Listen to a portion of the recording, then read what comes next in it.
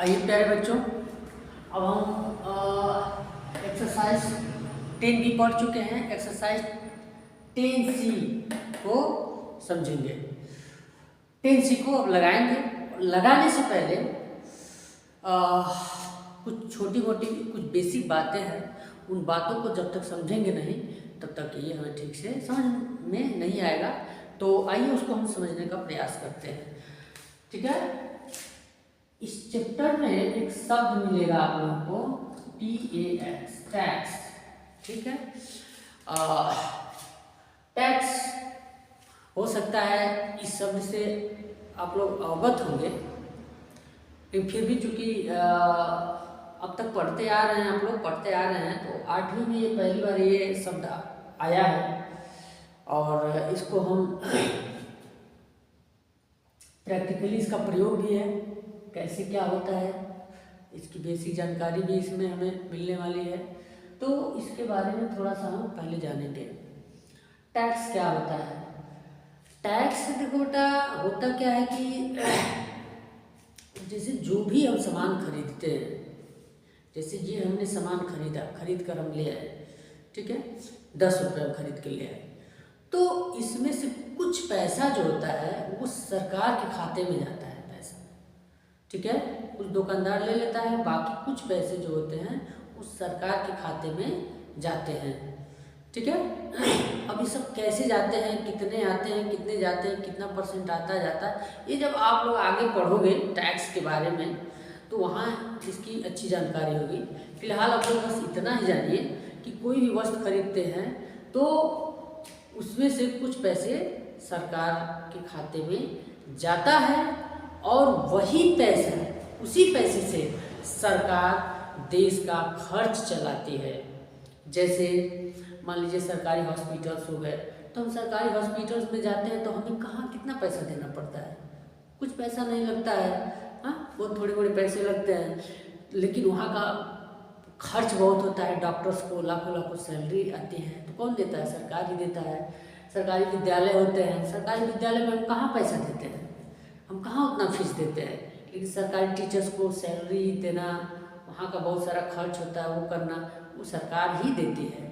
ठीक है, हमारे देश की सुरक्षा के लिए सैनिक सरकार ने रखी है। ठीक है, उन सैनिकों में बहुत सारा पैसा खर्च होता है, सरकार को बहुत सारा पैसा सैनिक को तनख्वाह देना पड़ता है, उनकी रक्षा सुरक्षा के लिए, रहने के लिए घर देती है, और साथ ही साथ अगर हमारा कोई सैनिक शहीद भी हो जाते हैं तो उनके परिवार को लाखों लाखों रुपया सरकार देती है, उनके परिवार की सुरक्षा की गारंटी लेती है। आवास आता है, जिसका घर नहीं होता है सरकार घर बनवाती है।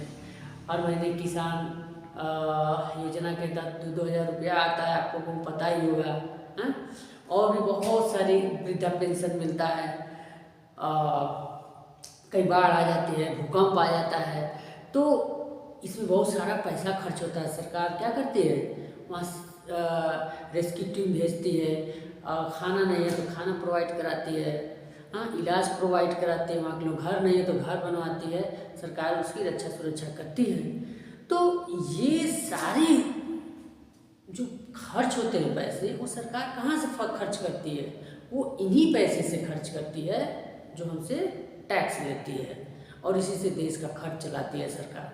ठीक है, तो हमें लग रहा है कि टैक्स का मतलब आप लोग समझ गए होंगे। टैक्स का बेसिक कॉन्सेप्ट क्या है वो आप लोग समझ गए होंगे, टैक्स क्या चीज़ है। अब उसके बाद टैक्स जब सरकार लगाती है तो टैक्स की अलग अलग वैरायटी होती है, अलग अलग प्रकार होता है। कुछ चीज़ों पे सरकार जो है ना कुछ अलग टैक्स लगाती है, कुछ अलग % का टैक्स लगाती है, कुछ ऐसे वस्तु होते हैं जिस पर सरकार अलग तरीके का टैक्स लगाती है। ठीक है, अभी वर्तमान में क्या है, लगभग सभी टैक्सेस को मिला करके, सभी टैक्सेस को मिला करके GST बना दिया गया। अब GST के नाम से जाना जाता है टैक्स को। मतलब ये है कि इस बात को फिर से एक बार समझिए कि कुछ साल पहले, ठीक है, हम लोग छोटे छोटे थे, हमें याद है, कुछ साल पहले ये इस नाम से टैक्सेस चलते थे। बहुत सारे टैक्सेस होते थे, लेकिन कुछ महत्वपूर्ण नाम है, जैसे सेल टैक्स, ठीक है, सेल टैक्स, इसको शॉर्ट में एसटी बोलते हैं, और एक वैल्यू एडेड टैक्स, ठीक है, जिसको वैट बोलते हैं, ठीक है। तो इस सेल टैक्स क्या होता था कि जैसे हम कोई सामान खरीदे, ठीक है, 10 रुपया में खरीदे, तो दुकानदार क्या करता था कि इस पे एमआरपी 10 रुपया है, बढ़ा करके जितना सरकार टैक्स लेती थी दुकानदार से, वो बढ़ा करके लेता था कस्टमर से, जैसे 2 रुपये बढ़ा कर ले लिया, देन कुल मिला के 12 रुपया उसको हमें देना पड़ता था। तो सेल यानी कि बेचने वाला टैक्स इसको कहते हैं, सेल टैक्स इसको कहते थे, कि जब कोई सामान दुकानदार बेच रहा है तो उस वक्त एक्स्ट्रा जो पैसा मांग रहा है टैक्स के रूप में, वो उसमें जुड़ करके तब अमाउंट बनता था, वो सेल टैक्स कहलाता था। ये एक वैल्यू एडेड टैक्स था, ठीक है, ये भी एक टैक्स ही होता था, ज़्यादा इसके डिटेल्स में नहीं जाएंगे, बस इसको ये जान लेंगे, ये समझेंगे कि ये भी एक प्रकार का टैक्स था, तो कुछ चीज़ों पर ये लगाया जाता था, ठीक है। लेकिन अब क्या है, और कुछ ऐसी वस्तुएं होती थी जिस पर सरकार टैक्स नहीं लगाती थी, जैसे कुछ खाने पीने की चीज़ हो गई, जैसे लघु उद्योग से बनने वाली जो प्रोडक्ट्स होते थे, सरकार नहीं उस पर टैक्स लगाती थी बढ़ावा देने के लिए, ठीक है। तो कई बार देखते हो ना, मूवी आती है, फिल्म आती है, तो उस पर लिख दिया जाता है टैक्स फ्री, यानी कि सरकार जो उस मूवी से टैक्स लेने वाली थी, अब उसको टैक्स नहीं लेती है उस मूवी से, ठीक है। तो ऐसे ऐसे चीज़ों पर अलग अलग तरीके से पहले सरकार टैक्स लगाती थी, लेकिन अभी वर्तमान में क्या है कि सब मिला जुला करके इन सब चीज़ों का वैल्यू खत्म हो गया है, अब उतना वैल्यू इसका रह नहीं गया है, तो सब मिला जुला करके सारे टैक्सेस वगैरह को मिला करके जीएसटी का नाम दे दिया गया है, जीएसटी के रूप में अब टैक्स सरकार लेती है, ठीक है। अब होता क्या था, जब हम लोग दुकान पर सामान खरीदने के लिए जाते थे, हमें याद है कि मैं एक बार दुकान पर दवा खरीदने के लिए गया था, ठीक है। तो दवा को जोड़ करके जो भी एमआरपी था दवा पे, उस एमआरपी के हिसाब से जोड़ करके कुछ अमाउंट हुआ, मुझे याद नहीं कितना अमाउंट हुआ था उस वक्त, लेकिन मान के चलो मैंने मान लो 100 रुपया अमाउंट हुआ था, मैंने भी जोड़ लिया था, लेकिन दुकानदार ने कुछ एक्स्ट्रा 20 रुपया मुझसे मांगा, ठीक है। ये सही से अमाउंट नहीं है, मुझे याद नहीं है, लेकिन घटना बस याद है, ठीक है। तो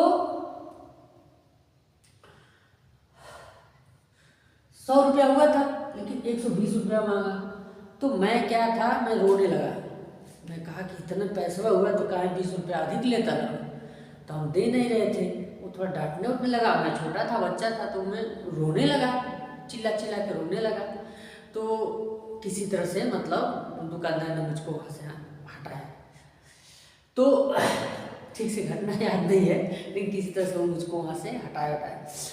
तो जब मैं बड़ा हुआ थोड़ा सा, वो चीज़ जब टैक्स के बारे में जाना, कुछ अपने बड़े बुजुर्गों के द्वारा, पढ़े लिखे बड़े बुजुर्गों के द्वारा ये बात जब मेरी जानकारी में आई कि सेल टैक्स होता है, वैट टैक्स होता है, तब मुझे वो घटना मुझे याद आई कि मैं सोचा हाँ वो तो ऐसे ही ले रहा था, इसीलिए ले रहा था। तो इस प्रकार से ये बढ़ा करके 120 रुपया कर दिया था, पूरा अमाउंट 120 रुपया हो गया था, जबकि दवाई का एमआरपी 100 रुपया ही था, ठीक। और हमने ये जान रखा था, उस वक्त मैंने ये सुन रखा था कि किसी भी चीज़ पर जो रेट लिखा हुआ है उससे अधिक कोई दुकानदार रेट पैसा ले ही नहीं सकता, लेकिन उस समय ऐसा नहीं था, कुछ चीज़ों पर सेल टैक्स लगता था और लोगों को देना पड़ता था, तो इससे बहुत सारा विवाद उत्पन्न होता था, लोग कंफ्यूज हो जाते थे, ठीक है। अब भाई जो पढ़े लिखे लोग नहीं थे, जो नहीं जानते थे इस बात को, उलझ जाते थे दुकानदार से, दुकानदार को भी समस्याएं होती थी, तो ये दिक्कत था उस समय इस चीज़ को लेकर के, सेल टैक्स के बारे में जो मुझे याद था मैंने बताया। लेकिन अब ये सारी चीज़ें मतलब अब उस तरह से नहीं रह गई है, ख़त्म ही हो गया है, लगभग मान के चलो, अब सब जीएसटी हो गया है, सब पर बराबर टैक्स लग रहा है, हर चीज़ पर टैक्स लग रहा है। हम जो भी खाते पीते हैं, जो भी मतलब यूज़ करते हैं, सामान खरीद कर लाते हैं, तो उसमें टैक्स ऑलरेडी इंक्लूड रहता है।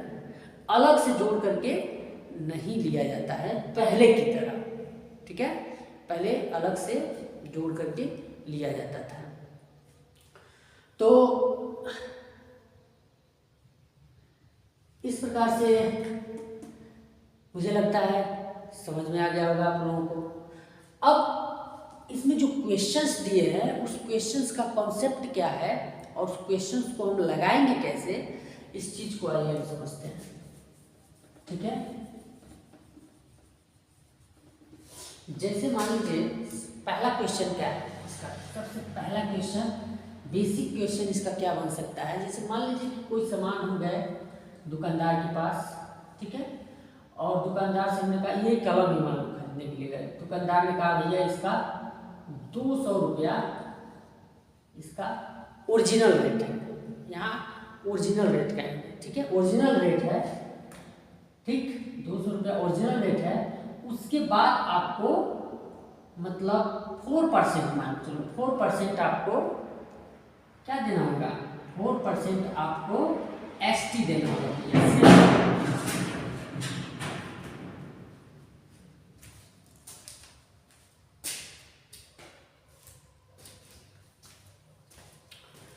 4% क्या देना होगा, ST देना होगा, सेल टैक्स देना होगा। तो कहने का मतलब ये हुआ उसका ओरिजिनल रेट तो 200 रुपये था, लेकिन दुकानदार ने कहा कि उसके अलावा आपको 4% सेल टैक्स देना पड़ेगा। तो इस प्रकार से बिल क्या बनाता था, बिल क्या बनेगा हमारा, सीधी सी बात है। अब पता लगाएंगे कि 200 में, अच्छा 200 का 4% कितने रुपए के बराबर होता है। तो उसके पहले सारा क्वेश्चन हम लगाए क्योंकि ऐसे करके हम निकालते हैं, निकालेंगे कट जाएगा, टोटल आएगा 8। अब ये 8 रुपीज़ हो गया, यानी कि 200 रुपया का तो ओरिजिनल उसका रेट था और 4% ST लगाया, तो बिल अमाउंट हमारा क्या, तो 200 में 4% कितने रुपए के बराबर होगा ये हमने निकाल लिया। यानी कि हमारा बिल अमाउंट बनता था क्या, बिल अमाउंट बनता था, हमारा बिल अमाउंट क्या बनेगा, 208 रुपया। बिल अमाउंट हमारा क्या बनेगा, 208 रुपया वो हमसे लेता था। ये हो गया पहला क्वेश्चन। इस तरह पहला क्वेश्चन का मतलब है कि इस चैप्टर से संबंधित एक टाइप से ये क्वेश्चन आएगा, ठीक है। अब अगला क्वेश्चन क्या बनाएगा, अगला क्वेश्चन ये बनाएगा, अब ये चीजें से देख लो, हम गए दुकान पर कोई सामान खरीदने और वो हमको दुकानदार ने हमको 208 रुपये, 208 रुपीज़ में वो हमको दिया और बोला कि भैया इसमें 4% ST इंक्लूडेड है, इसमें 4% ST जो है सेल टैक्स उसमें इंक्लूडेड है, मतलब 4% जोड़ जाड़ के सब इसी में है, ठीक है। तो इसका ओरिजिनल रेट बताइए क्या होगा, ओरिजिनल रेट बताइए क्या होगा। तो इसके लिए देखो क्या करते हैं, इसको कैसे, हमारा ओरिजिनल रेट, ओरिजिनल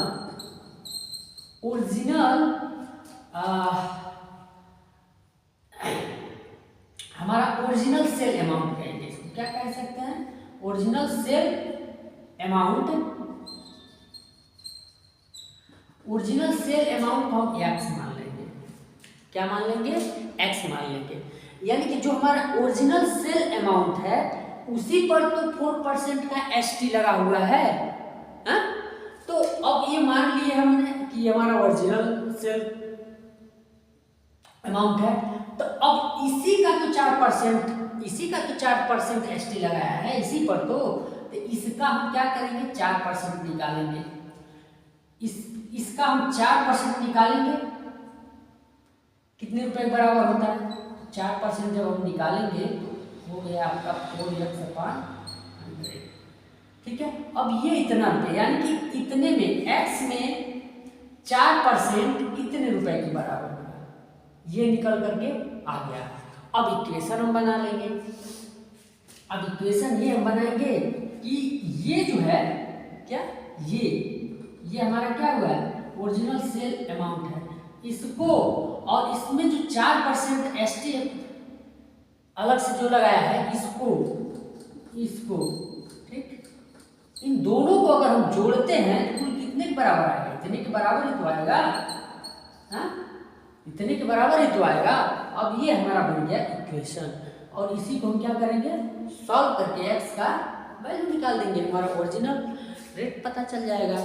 ठीक है, दूसरा क्वेश्चन। अब तीसरा क्वेश्चन ये होगा इसमें कि अब रेट पूछेगा।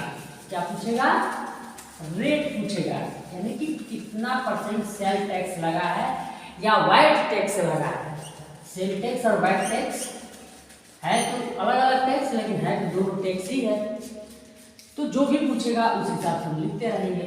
जैसे मान लो अब रेट पूछेगा, रेट जैसे हम दुकान पर गए, ठीक है, उसका मतलब 208 रुपये में, क्या 208 रुपये में उसने हमें कोई सामान दिया और बोला कि सर इसमें जो है सेल टैक्स चाहे टैक्स जो भी है वो इंक्लूडेड है, वो इंक्लूडेड है। और उसके बाद वो भी बता दे रहा है कि इसका ओरिजिनल रेट इसका 200 रुपया है, इसका ओरिजिनल रेट 200 रुपया है, और इसमें टैक्स भी इंक्लूडेड है। मिला करके 208 रुपया हमको बिल अमाउंट बना करके दे दिया। लेकिन अब हमारे मन में तो ये जानने की इच्छा होगी ना कि कितना परसेंट सेल टैक्स लगा रहा है। अगर हम पढ़े लिखे हैं तो ये हमारे अंदर जानने की इच्छा तो जरूर होगी कि उसका ओरिजिनल रेट 200 रुपया है और इंक्लूडेड सेल टैक्स चाहे वाइट टैक्स, इंक्लूडेड मैंने मिला करके उसका टैक्स वैक्स मिला करके वो 208 रुपये में उनको दे रहा है। तो वो कितना परसेंट सेल टैक्स लगा रहा है चाहे वैट टैक्स लगा, ये जानने की इच्छा तो होगी। तो उसका कैसे हम पता लगाएंगे? तो सीधी सी बात है कि हमारा ओरिजिनल रेट ये है, हमारा ओरिजिनल रेट ये है, और उसका बिल अमाउंट बना रहा है जो बेचने वाला टैक्स के साथ ये है। तो क्या करेंगे, हम पता लगाएंगे कि कितना रुपया अधिक ले रहा है, इससे कितना रुपया अधिक ले रहा है। सीधी सी बात है 8 रुपया अधिक ले रहा है, यानी 208 में से 200 को माइनस कर देंगे तो निकल करके आएगा 8 रुपया। ठीक है, अब ये 8 रुपया कितने रुपए पर बढ़ा है? 200 रुपये पर 8 रुपया बढ़ा है। ठीक है ना, ये पहले 200 रुपया था और इसी के बाद से ये 8 रुपया बढ़ा है। ओरिजिनल रेट तो यही है, यानी 200 पर 8 रुपया बढ़ा है। इसका मतलब ये हो गया कि अब 200 रुपये में 8 रुपया कितने परसेंट के बराबर होगा, ये क्वेश्चन हो गया। तो क्या करेंगे, अब 200 रुपये में 8 रुपया कितने परसेंट के बराबर होगा, तो इसको ऊपर रखते हैं और इसको क्या करते हैं, नीचे रखते हैं, परसेंट में बदलते हैं तो 100 से मल्टीप्लाई कर देते हैं। ठीक है, 100 से क्या करेंगे, मल्टीप्लाई कर देंगे, आ गया 4 आ गया, ये हो गया 4%। यही क्वेश्चन है, इसमें जितने भी क्वेश्चन है बिल्कुल समझो यही है, ऐसे ही है और ऐसे ही लगाना, ऐसे पता करना, एकदम इजी एक्सरसाइज है। ठीक है।